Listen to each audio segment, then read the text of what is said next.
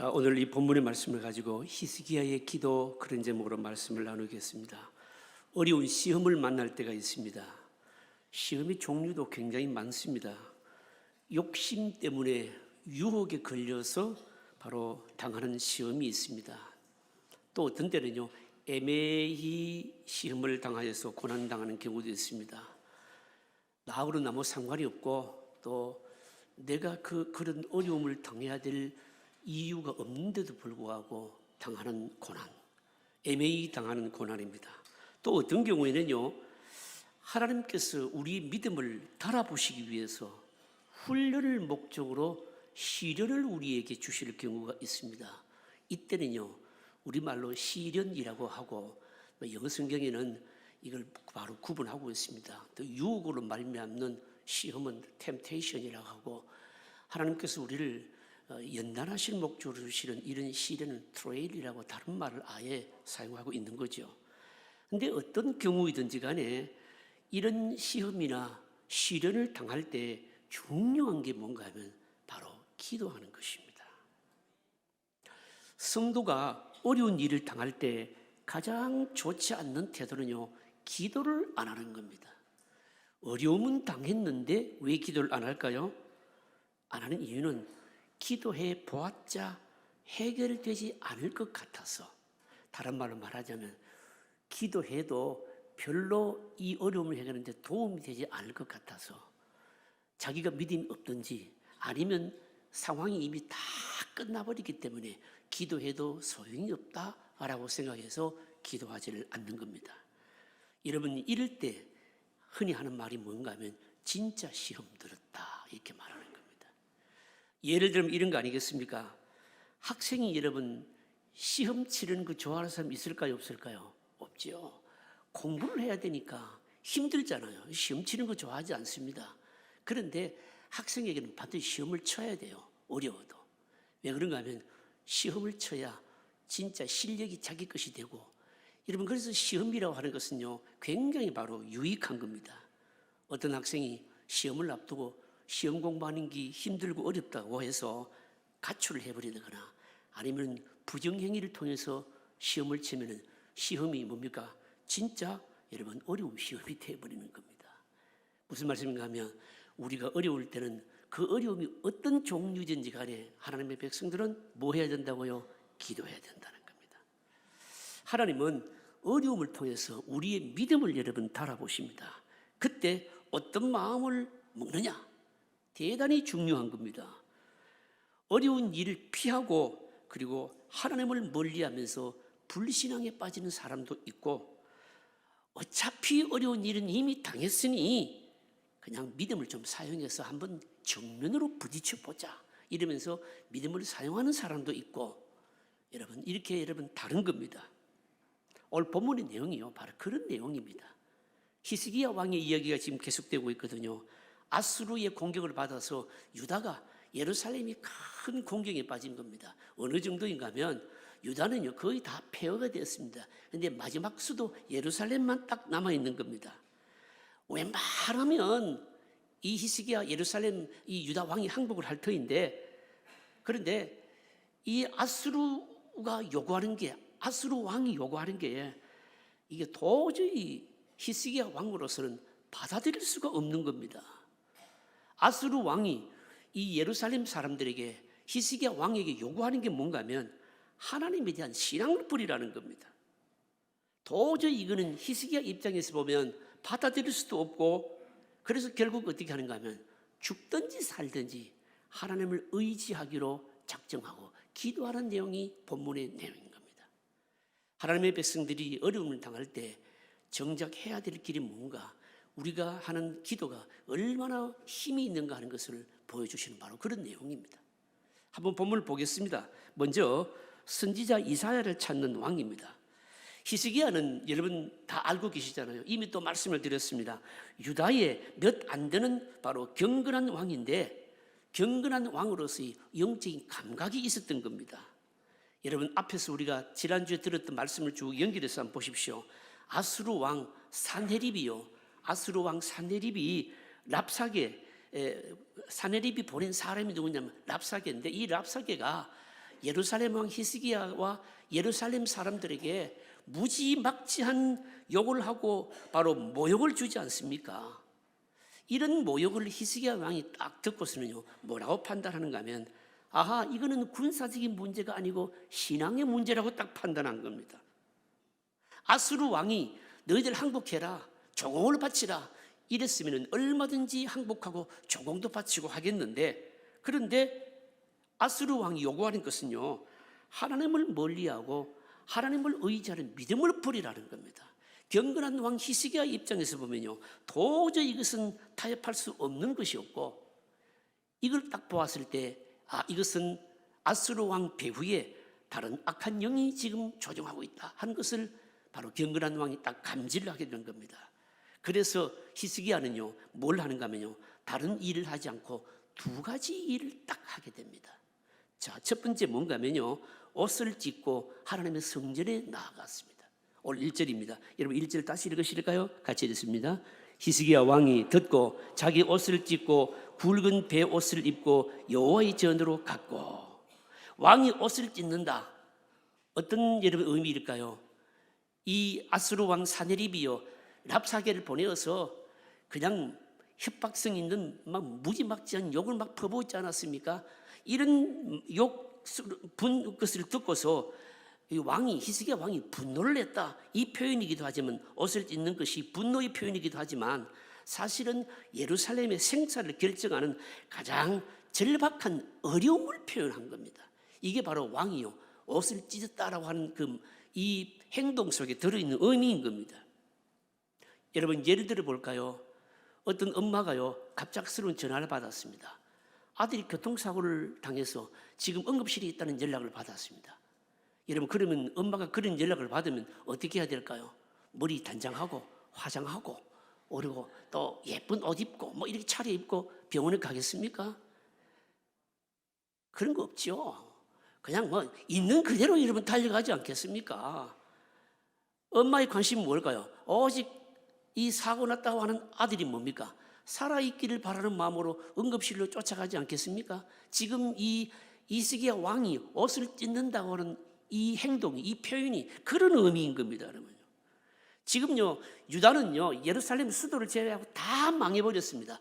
아수르가 완전히 다 폐허를 시켜버렸습니다. 예루살렘만 남았는데, 왕의 입장에서 보게 되면 사느냐 죽느냐 이 문제가 걸려 있는데, 뭐 왕의 체면이 어디 있습니까? 그냥 하나님 앞에서 옷을 찢고 나아갔다는 겁니다. 여러분, 이게 바로 영감이 있는, 믿음이 있는 왕의 모습이고, 사실은 우리의 모습이 이래야 된다는 겁니다, 여러분. 여러분, 우리가 살아가면서 어떤 경우는 옷을 찢어야 되는 경우 있잖아요. 어떤 경우일까요? 생사가 달린 문제. 이거는 나의 정체성과 관련해서 이건 도저히 양보할 수 없는 일이야, 이럴 때 아니겠습니까? 저에게 적용하자면, 목사에게 적용하자면 여러분 이럴 거 아니겠습니까? 여러분, 목사에게 제일 중요한 게 뭘까요? 목사에게 제일 중요한 것은요, 성경 말씀의 진리를 가감없이 마음껏 전하는 겁니다. 여러분, 목사에게는요, 교회 크기 그거 중요하지 않습니다. 여러분, 무슨 명성, 명예 이런 것도 중요하지 않습니다. 바르게 하나님의 말씀을 전하는 것이 제일 중요한데, 만약에 이것이 방해되거나 이것이 꺾여진다면 어떻게 될까요? 옷을 찢어야 되는 거죠. 그좀 그렇게 표현해야 된다는 겁니다. 여러분, 여러분들에게도 적용해 보십시오. 뭐가 있을까요? 여러분들에게 가장 중요한 게 여러분 뭘까요? 가장 중요한 것을 만약에 그걸 놓아야 될 때, 내가 이걸 절대로 놓을 수 없는 것인데 그거를 그냥 붙들지 못하게 할 때, 그러면 어떻게 해야 될까요? 그럴 때는 여러분 뭡니까? 옷을 찢어야 됩니다. 금전적으로 손해볼 각오도 해야 되고요. 그리고 사람과의 관계가 틀어질 수도 있고요. 아니면 수치를 당할 수도 있고요. 다 당하더라도 옷을 찢는 심정으로 뭡니까? 하나님 앞에 나아가야 된다는 거죠, 여러분요. 여러분, 성도들에게 가장 귀한 것은 성경대로 믿고 말씀을 마음껏 듣고 예배하는 것이거든요. 다른 모든 것은 다 잃어버려도 괜찮습니다. 잃어버려도 하나님께서 다 돌려주시고요. 하나님과의 이 믿음이 어긋나지 않는다면 하나님께서 다시 뭡니까? 회복시켜 주시는 겁니다. 여러분, 그래서 이 왕이 옷을 찢는다.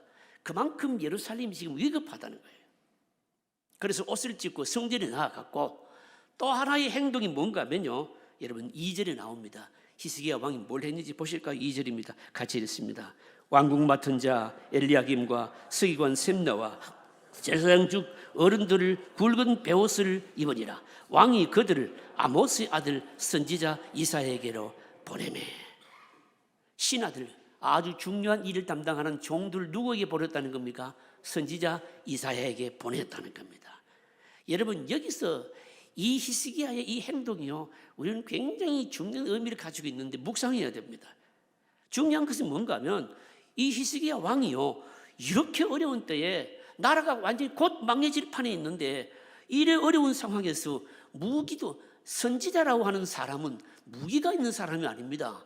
또 여러분, 군사가 있는 사람도 아닙니다. 그런 선지자에게 사람을 보냈다? 이게 중요한 겁니다. 히스기야 왕의 생각이 뭘까요? 믿음이 뭘까요? 예루살렘은 하나님의 언약이 있는 곳입니다. 어떤 곳보다도 하나님의 통치가 있는 곳입니다. 그리고 선지자는 뭐 할까요? 대변인이시요. 하나님께서 항상 선지자를 통해서 말씀을 주시는 겁니다. 선지자의 말은 100만 군대의 힘보다도 더 위력이 있는 거죠. 그래서 히스기야가 이 풍전등화와 같은 예루살렘의 멸망 직전에 바로 종들을 누구에게 보낸가 하면요, 선지자에게 보내서 좀 하나님의 말씀을 듣고 싶다는 겁니다. 이 어려운 때에 여호와 하나님의 말씀 한마디를 듣고 싶다는 겁니다. 하나님께서 살 것이라고 이렇게 말씀하시면 아무리 어려운 형편에서도 사는 거고, 하나님이 망할 것이라고 하면 아무리 몸부림을 쳐도 망할 것이다. 이 믿음이 있었기 때문에 군사력에는 무기가 있는 어떤 다른 나라의 원조를 청하거나 이렇게 하지 않고 종들을 선지자에게로 보냈다는 겁니다. 여러분, 이거는 오늘 우리에게 굉장히 중요한 의미 있는 것을 시사하는 겁니다. 여러분, 어렵고 혼란스러울 때는요, 꼭 들어야 될 말을 듣는 겁니다. 그런데 사람으로부터는 별로 들을 게 없습니다. 그래서 어려울 때는 하나님의 말씀을 들어야 되고요, 특별히 여러분 순전한 하나님의 말씀을 듣는 것이 중요합니다. 어렵고 힘들 때 순전한 하나님의 말씀을 듣는 그게 뭔가 하면요, 믿음인 겁니다. 여러분, 그랬어요. 사람이 보면요, 저 사람이 믿음이 있는 거는 다 알잖아요. 평소에만 일 열심히 하고 이런다고 이런 믿음이 있는 게 아니고, 참 어려울 때 도대체 그가 어떻게 행동하느냐, 뭘 붙드느냐, 어디로 향하고 있는가, 이걸 보면 그 중심이 드러나거든요. 정말 어렵습니다. 길이 없습니다. 막 이럴 때 어떻게 하는가 하면 하나님의 말씀을 듣고 하나님 전에 나오는 사람은, 그 사람은 믿음이 있는 겁니다. 그래서 어려울 때는 말씀을 듣는 이것이, 하나님께 나오는 이것이 바로 믿음이라는 것이죠, 여러분.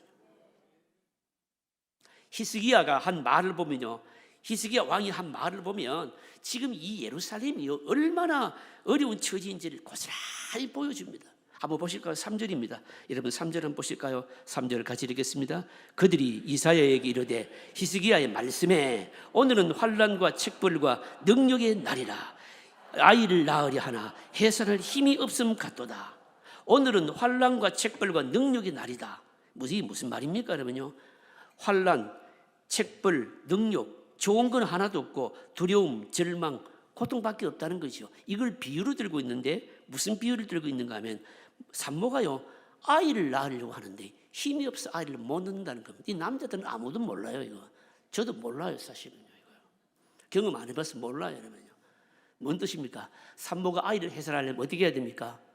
힘을 줘야지요. 그래 아이가 나오는데 힘을 줄 힘이 있단 말입니까, 없단 말입니까? 없다는 거예요. 지금 무슨 말인가 하면 예루살렘이 완전히 절망이라는 겁니다. 도무지 힘이 없다는 겁니다. 이걸 지금 뭡니까?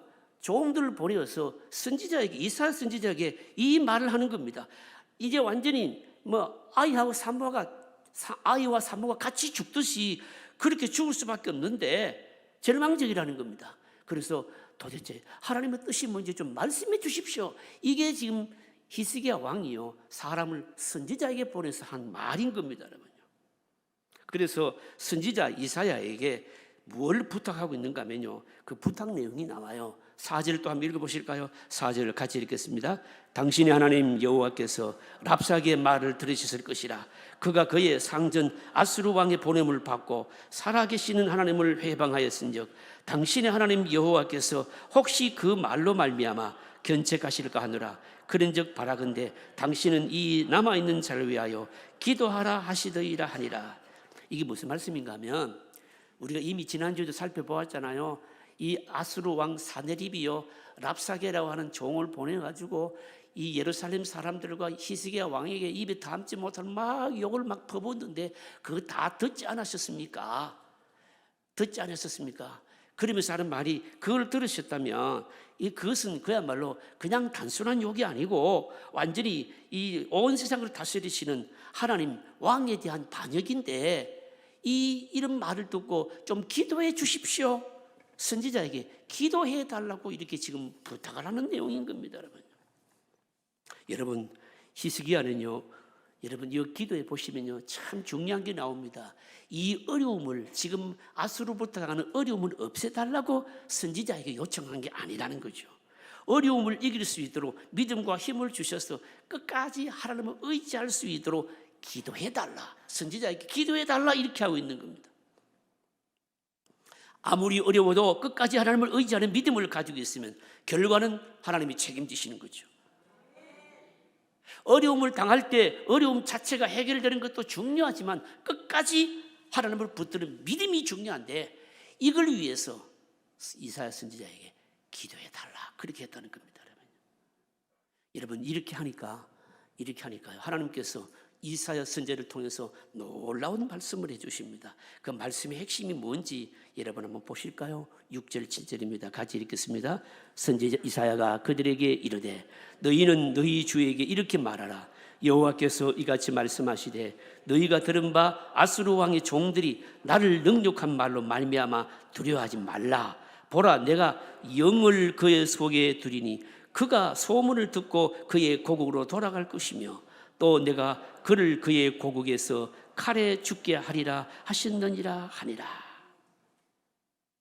여러분, 이사야 선지자를 통해 들려주신 말씀이 뭡니까? 여러분, 이게 지금요 어떤 내용인가 하면, 마치요 대학 입학 시험을 치르고 나서 그게 뭡니까? 마지막 지금 합격이냐 불합격이냐 그거 기다리는 날 수험생이 말입니다. 합격 통지서를 탁 받으면 어떨까요? 얼마나 속이 후련하고 여러분 기쁘겠습니까? 그 말하고 똑같아요, 여러분요. 똑같습니다. 히스기야와 예루살렘 백성들이 마음을 시원하게 하는 답을 딱 주신 겁니다. 아수르 왕의 이 종들이 하나님을 능욕하는 이 말 때문에 두려워하지 말라는 겁니다. 그 말은 일고의 가치도 없고 정신나간 소리고, 그리고요 그 다음에 여러분 오늘 이 본문에서 이게 해석이 돼야 되는데, 여러분 보시면요 뭐라고 말씀하고 있는가 하면, 보라, 내가 영을 그의 속에 두리니.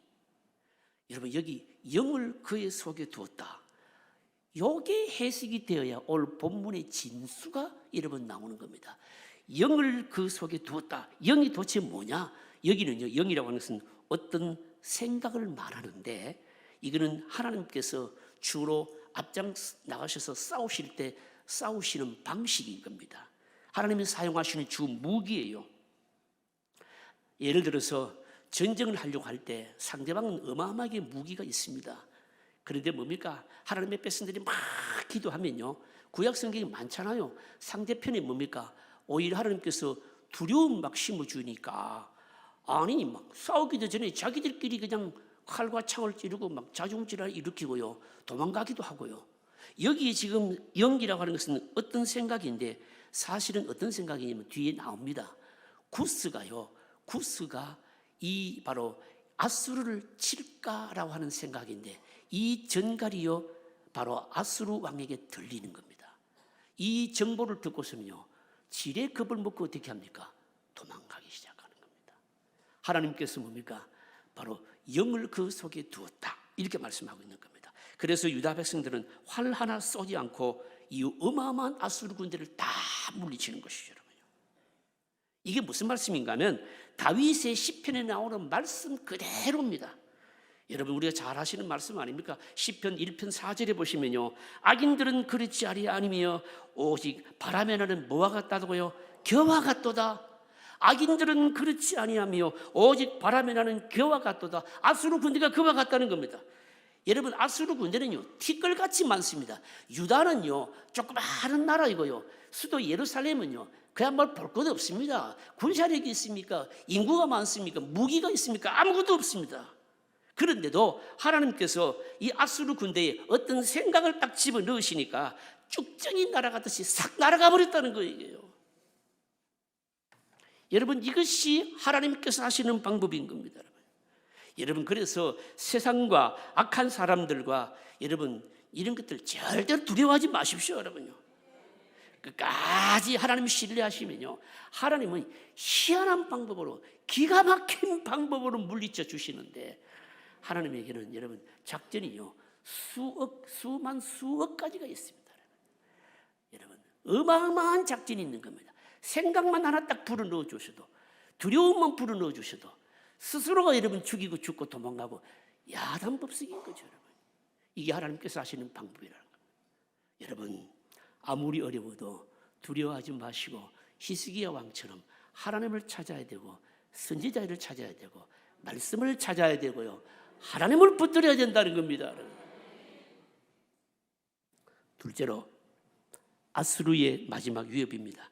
이사야 선지자가 말을 한 이후에 사네립은 아수르 왕입니다. 이제 구스 왕 디르 하가가 움직인다는 정보를 듣게 됩니다. 이제 오늘 우리 읽지는 안 했는데 여러분 9절 한번 읽어보실까요? 9절 말씀입니다. 9절 같이 읽으실까요? 상반절입니다. 같이 읽습니다. 그때에 아수르 왕이 구스 왕 디르 하가의 일에 관하여 들은즉 사람들이 이르기를 그가 나와서 왕과 싸우려 한다 하는지라. 여기까지만 읽겠습니다. 이게 무슨 말씀인가 하면, 구스는요 당시에 애굽 사람들이 지배를 하고 있었습니다. 아수르 왕은 예루살렘을 공격을 할 때에 뒤에서 와서 그러니까 구스가 공격할까 사실은 두려워였습니다. 그래서 그동안에 그 유다의 다른 지역은 다 폐허를 만들었는데 예루살렘만큼은 마지막으로 공격을 못하고 있었는데 구스가 공격할까 두려웠기 때문인 겁니다. 그런데 아니나 다를까 뭡니까? 구스의 디르 하가가 움직인다는 정보가 딱 들리게 된 겁니다. 여러분 이게 뭔가 하면요, 하나님의 영이 뭡니까? 산헤립 생각 속에 바로 심어지게 된 겁니다. 이 아수르 왕 산헤립의 생각은 이겁니다. 어떻게 하는지 빨리 예루살렘을 함락하고 그리고 나서 구스와 전쟁을 한번 벌여야 되겠다. 이게 사실은 아수르 왕 산헤립의 바로 작전이고 생각이었습니다. 그런데 히스기야를 중심으로 한 이 예루살렘 사람들이요 너무너무 굳게 뭉쳐 있었고 랍사게를 보내어서 여러 가지 이간질이나 협박을 다 해봐도 도무지 먹히질 않는 겁니다. 그런데 그때 이 아수르 왕 산헤립에게 정보가 들리기를 구스가 쳐들어온다는 정보가 딱 들립니다. 여러분 이 정보는 누가 주신 것일까요? 하나님이 주신 것이죠. 하나님이 주신 겁니다. 이 정보가 딱 들리니까요 아수르 왕 산헤립이요 마지막으로 협박성 공문을 누구에게 보내는가 하면 히스기야 왕에게 협박성 공문을 보냅니다. 그 협박성 공문의 내용이요 11절 9절부터 11절까지 쭉 나와 있는데 핵심적인 말은 뭔가 하면 시간상 읽지는 않겠습니다만 이미 앞에서 이게 랍사게가요 했던 말하고 거의 비슷합니다. 너희들이 하나님을 의지해봤자 하나님이 도움 안 돼. 하나님이 바로 예루살렘을 지켜준다고 히스기야 왕이 그렇게 말을 하지만 그 말도 절대로 믿을 게 못돼. 그런 내용인 겁니다. 여러분요. 그런 내용인데 여러분 이런 내용이 이런 협박성이 있는 내용이 여러분 중요해요. 중요하다는 말은 뭔가 하면 우리에게도 많이 있다는 말입니다. 예를 들어 어떤 사람 어려움을 당했습니다. 어려움을요 어쨌든 기도하든지 말씀을 붙들고 어려움을 이겨내려고 하는데 옆에서 하는 말이 뭡니까? 야, 그 기도한다고 될 일이 아니야. 어려움이 있는데 나는 같이 믿음으로 이 어려움을 해결해 보려고 믿음으로 몸부림치는데 주변에서 하는 말이 뭔가 그 예배하고 뭐 하나님 붙든다고 될 일이 아니야. 그거 그 말하고 똑같은 거예요. 마지막으로 이 산헤립이 협박성 공문을 딱 해서 보낸 내용이 그겁니다. 여러분 성도들에게 여러분 힘이 뭡니까? 여러분요, 성도들에게 힘은요, 아무리 절망적인 상황이라도 하나님을 끝까지 놓치지 않고 붙드는 게 힘입니다, 여러분요. 그건 여러분 실제적으로 한번 적용해 보십시다. 여러분 목사님 저도 그런 때가 있거든요. 이게 끝까지 하나님 의지하면 하나님께서 책임지시는 믿음이 있는데 실제적으로 어떤 그런 어려운 상황에 딱 부딪혔을 때 그게 여러분 그런 믿음을 발휘하기가 어렵습니까? 쉽습니까? 어려운 거예요, 이게요. 여러분 어렵습니다. 왜 어려울까요? 나는 끝까지 하나님 붙드는데 그냥 이게 무의로 끝나버리고 중간에 망해버리면 어떻게 하나? 여러분 이게 있는 거예요, 이게요. 아무리 믿음이 좋은 사람에도 있는 거예요. 이 불안을요 잠재워야 되는 겁니다, 여러분요. 그런데 이때 여러분 이 불안을 절대로 두려워하지 말아야 됩니다. 왜 그럴까요? 하나님이 약속하신 것이 있거든요.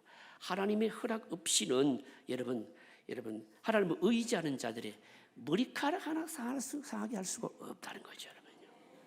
내가 하나님을 의지하고 있는 이상 우리는 사탄의 협박에 동요할 필요가 없다는 거죠, 여러분요. 하나님의 말씀이 아니면 그럴듯한 소리라도 듣지를 말아야 된다는 겁니다, 여러분. 그러면 이런 협박성 있는 공문을 히스기야 왕이 사데리부터 받고 나서 어떻게 했는가 하면요, 협박성 있는 그 공문을 글을 받아가지고 히스기야가 어떻게 하는가 하면요, 성전으로 올라갑니다. 그리고 성전에 올라가서 뭐 할까요? 이제는 자기가 직접 그걸 딱 펴놓고 기도를 하기 시작한 겁니다. 그 기도의 내용이요, 오늘 14절부터 17절까지 나오는데 14절부터 17절까지 읽는데 도대체 무슨 말이 중요한지 한번 찾아보십시오. 14절부터 17절까지 같이 읽습니다. 히스기야가 그 사자들의 손에서 글을 받아 보고 여호와의 전에 올라가서 그 글을 여호와 앞에 펴놓고 여호와께 기도하여 이르되 그룹 사이에 계신 이스라엘 하나님 만군의 여호와여, 주는 천하 만국의 유일한 하나님이시라. 주께서 천지를 만드셨나이다.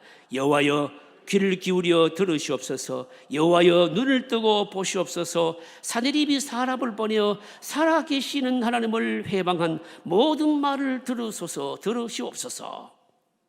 뭐가 중요할까 여기 있어요. 다 중요한 말 같지요. 근데 제가 볼 때는요, 이 히스기야가 기도를 하면서 하나님을요 뭐라고 말하느냐면 살아계시는 하나님을 회방한 말을 들으시옵소서. 하나님, 살아계시는 하나님으로 표현하고 있는 겁니다. 히스기야에게는요, 히스기야의 믿음이 뭔가 하면 하나님은 살아계시는 하나님이시라는 겁니다, 여러분요. 놀랍지 않습니까? 히스기야의 기도의 특징이 뭡니까? 지금 이 어려움을 없애달라, 당장 앗수를 물리치게 해달라, 그렇게 하질 않고 이 모든 것을 듣고 계시고 읽고 계시고 알고 계십니다. 이것이 지금 전제하고 있는 것이거든요. 그러면서 자기 신앙을 고백하잖아요. 주는 천하 만국의 유일하신 하나님이시라. 주께서 천지를 만드셨나이다. 여러분, 사실은 우리가 어떤 어려움을 당하게 되면요, 어렵게 될 때 우리 입을 통해서 이런 고백을 하나님께서는 듣기를 원하시는 겁니다. 여러분 보십시오. 평안한데 모든 게 잘, 세상의 모든 게 막 형통한데 어려운 일도 하나도 없는데 우리가 기도하면서 하나님은 살아계신 하나님이십니다. 하나님은 천지에 모든 것을 창조하시고 마음대로 원대로 역사하시는 하나님이십니다. 솔직히 말해서 이런 간절한 기도 나옵니까? 안 나옵니까? 안 나와요. 근데 이런 기도는 언제 나옵니까? 예루살렘이 곧 망할 것 같은 도저히 그냥 절망적인 상황이 있을 때, 이런 때 이런 고백이 나오고 기도가 나오는 겁니다. 여러분, 그래서 성도들이 당하는 어려움은요, 여러분 다 유익이 있는 겁니다. 이런 어려움이 있어야 그래도 이런 고백이 한번 나오거든요. 하나님은 죽은 하나님이 아니시고 살아계신 하나님이십니다. 하나님은 저 멀리 계시지 않고 가까이 계시는 분이십니다. 하나님은 천지를 지으시고 다 주관하시는 하나님이십니다. 여러분, 그래서 어렵다고 너무 여러분 막 죽겠다고 하지 마시고 어려울 때는 이런 고백을 좀 해야 됩니다. 하나님 살아계신 하나님 아니십니까? 하나님 천지를 다 만드셔서 원대로 주장하시는 하나님 아니십니까? 그 하나님이 좀 얘기도 들어주실 줄은 믿습니다. 이런 기도를, 이런 고백을 듣고 싶어서 하나님께서 오히려 우리에게 어려움을 주실 때도 있다는 거죠. 그리고 마지막으로 하는 기도가요, 너무너무 장엄합니다, 여러분요. 마지막으로 하는 기도가 얼마나 장엄하냐면 마지막 20절입니다. 오늘 안 읽었는데 20절 같이 읽으실까요? 20절 같이 읽습니다. 우리 하나님 여호와여, 이제 우리를 그의 손에서 구원하사 천하 만국이 주만이 여호와인 줄 알게 하옵소서 하니라. 이게 히스기야 왕의 기도의 가장 특징적인 내용인데 이게 무슨 말입니까, 여러분요? 이게 무슨 말입니까? 여러분 잘 한번 생각해 보세요. 이 말씀 붙들고 여러분 기도하실 때 묵상해 보시오. 기도의 내용이 뭔가 하면 히스기야는요, 예루살렘 망해도 된다는 겁니다. 예루살렘 망해도 상관은 없지만 하나님의 이름이 악한 자들에게서 욕을 먹어서는 안 되기 때문에 우리는 망하면 안 됩니다. 우리 구원해 주셔야 됩니다. 여러분 이겁니다. 여러분 위대한 기도이시오. 여러분 한번 생각해 보세요. 믿음 생활 잘하는 내가, 하나님 의지하는 내가, 하나님 붙들고 있는 내가 어려움 당한다고 여러분 망하면 안 되잖아요. 여러분 망해서 안 될 이유가 뭡니까? 여러분 믿음 생활 잘하는 내가 망해버리면 그동안에 여러분 주변에 있던 사람들은 뭐라고 말할까요? 저 예수쟁이 저 왜 망했냐 이래 말할 거 아니겠어요. 그래서 이방인들에게, 하나님 모르는 사람들에게 욕이 되기 때문에 절대로 믿음 있는 사람들이 함부로 망해서는, 예루살렘은 망해서는 안 된다는 겁니다. 여러분 그래서 하나님 의지하는 자 안 망합니다. 여러분요, 걱정하지 마시고 그냥 하나님께 그냥 기도를 하라는 거죠. 여러분요, 히스기야 왕의 믿음이었고요, 위대한 기도인 겁니다. 여러분요, 사랑하는 성도 여러분, 말씀 잡습니다. 어려움을 통해서 새로운 하나님 늘 깨달으시기를 바랍니다. 여러분들이 가지고 있는 어려움 통해서 더 성숙한 신앙으로 나아가시기를 바랍니다. 오늘의 어려움이 여러분 우리로 하여금 하나님을 새로운 눈으로 보게 만드시는 거죠. 여러분 안 믿는 사람, 믿음 없는 사람, 또 이해할 수 없는 상황으로 인해서 너무 불안해하지 말고, 너무 두려워하지 말고 계속해서 하나님 의지하고 말씀 붙들고 하나님 가까이 하게 되면 결국 하나님 우리를 살려주시고 다 지켜주십니다. 이 놀라운 은혜와 역사를 체험하시는 여러분들의 믿음이 되시기를 주의 이름으로 축복합니다.